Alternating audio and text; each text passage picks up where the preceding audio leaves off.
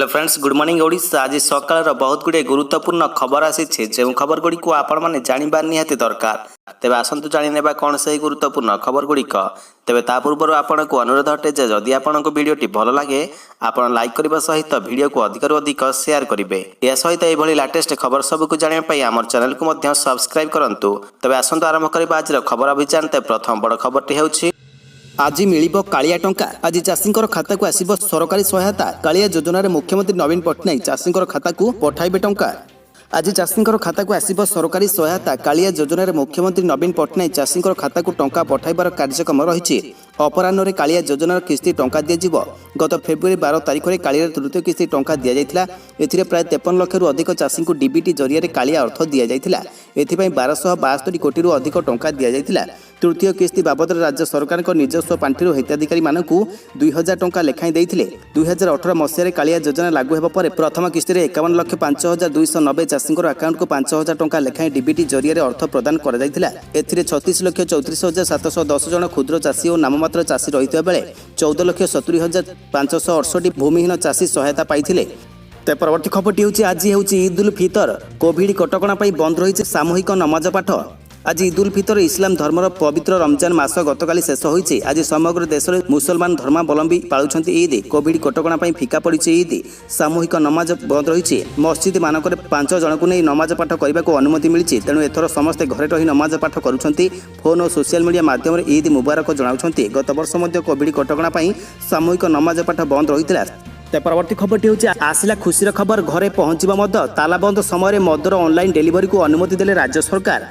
घरे पहुंचवा मद। तालाबंद समय मदर ऑनलाइन डेलीवरी को अनुमति देछंती राज्य सरकार। तबे जिला स्तर में स्थिति को देखि जिलापाल मैंने एने निष्पत्ति नहीं पारे।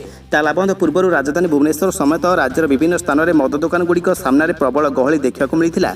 आउ सही समय किसी लोकंर मदर ऑनलाइन रे डेलीवरी दाबी होता।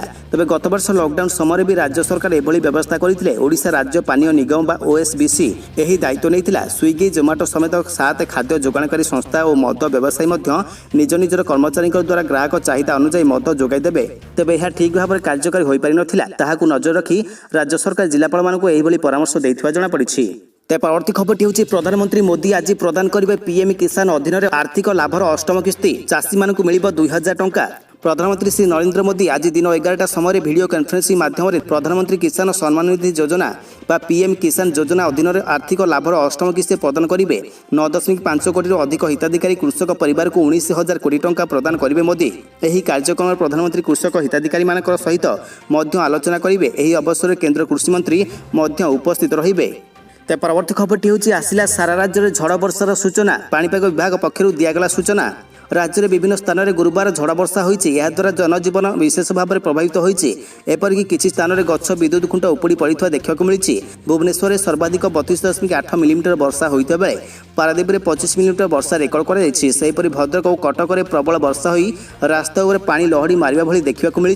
तेज गत किछि दिन धरी लगातार झड़ वर्षा लगी रहुथिबारु राज्य में ग्रीष्मर प्रकोप यथेष्ट कम रही। एपरिक सर्वोच्च तापमात्रा 40 डिग्री सेल्सियस तले रहुछि। आसंता शनिवार राज्य में केतेक स्थान में झड़ वर्षा हेबो बोली पाणीपाग केन्द्र पक्षर आकलन कर सूचना अनुसार आसंता 24 घंटा मध्य भद्रक, बालेश्वर, जाजपुर, केन्द्रापड़ा, कटक, जगतसिंहपुर, पुरी, खोर्धा, नयागढ़, गंजाम, गजपति, केन्दुझर, मयूरभंज, ढेंकानाल, अनुगुल, कंधमाल, रायगड़ा जिलार केतेक स्थान में झड़ वर्षा होबार संभावना रही। यह समय मध्य भद्रक, जाजपुर, केन्द्रापड़ा, जगतसिंहपुर, कटक, खोर्धा जिलार केतेक स्थान में प्रबल वर्षा हेबो बोली पाणीपाग केन्द्र अनुमान करिछि। एने ऑरेंज वार्निंग जारी कर दैछि। एही समय मध्य सुंदरगढ़, झारसुगुड़ा, संबलपुर, कुआरगढ़, देवगढ़, सोनपुर, बौद्ध, नुआपड़ा, बलांगीर, कलाहांडी, नवरंगपुर, कोरापुट, मालकानगिरी जिलार गोटी किंबा 2टी स्थान में झड़ वर्षा हेबार संभावना रही।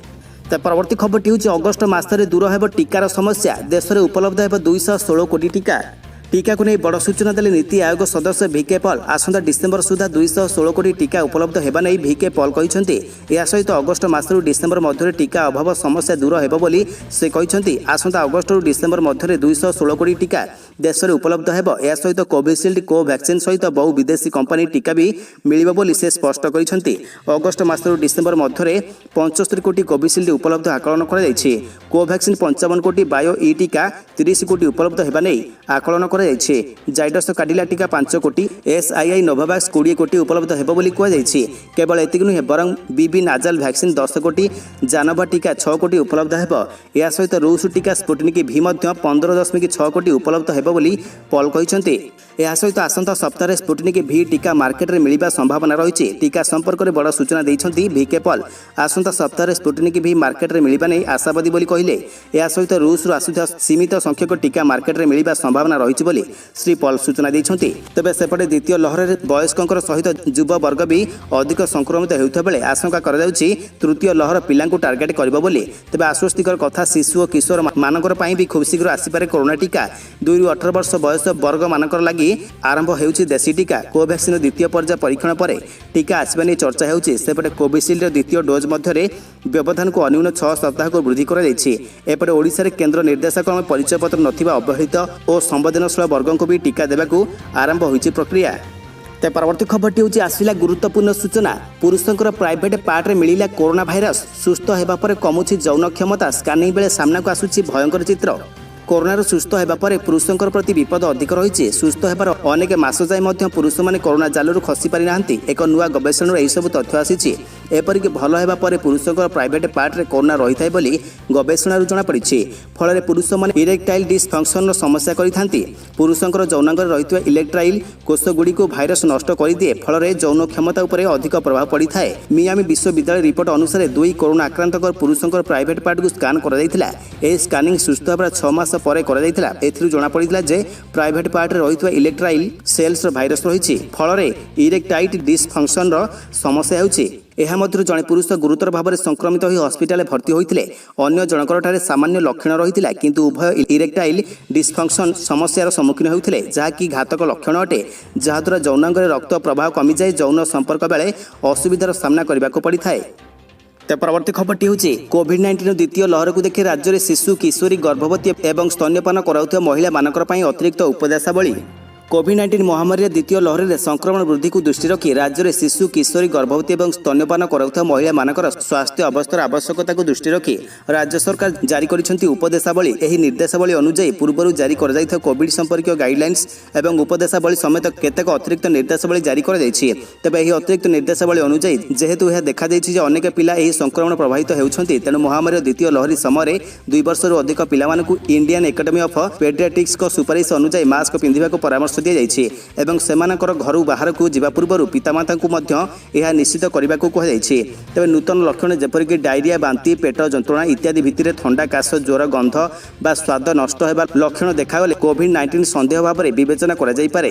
तबे कोविड-19 कौन लक्षण थिबा जेकोसी वर्ग सहित जड़ित व्यक्ति माने WHO निर्देशावली अनुसार टेस्ट, आइसोलेशन और चिकित्सा परामर्श पर जावाक पड़िबो। साबुन ने अति कम 40 सेकेंड हाथ धोइबा परामर्श या पूर्व 20 सेकेंड रही। नाक और आखिर अनावश्यक स्पर्श समस्त बयस वर्गर समस्त स्तर में निरुत्साहित होगा जरूरी। महिला और शिशु विकास सचिव को चिठी लिखि अधिक ध्यान देवाक कहते स्वास्थ्य विभाग अतिरिक्त मुख्य शासन सचिव।